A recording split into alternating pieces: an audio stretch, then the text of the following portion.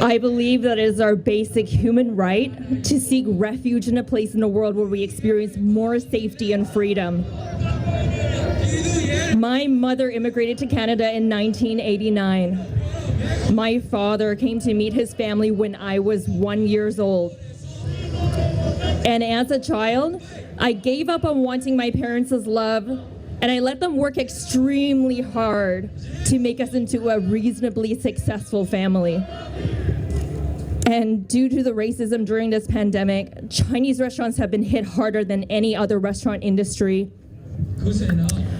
My father has been a chef his entire life since he was a teenager, and he has not worked in a restaurant since March of last year.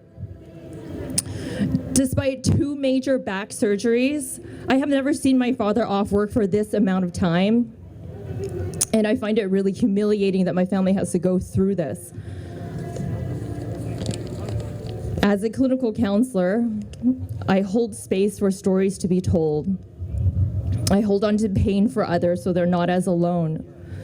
And I stand before you today because I've heard stories in my practice of the racism and the racialized violence that have occurred in this generation and previous generations. It is an issue that people have been and are still affected by. I stand before you today because many of my clients won't have the energy or the courage to come forth because of the battles they fight with mental health or disability.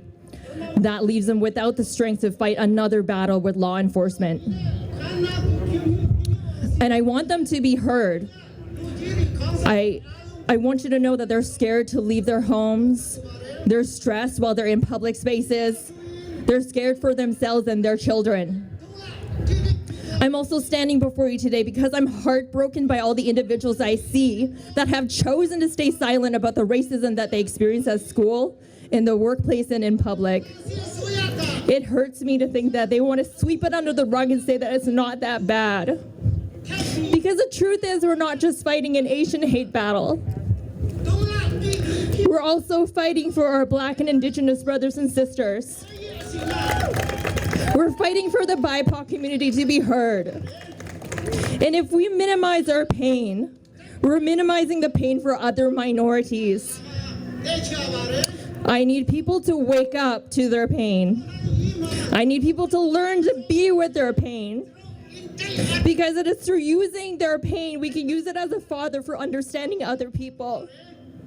I believe that this is the only way forward from hatred and racism. Thank you.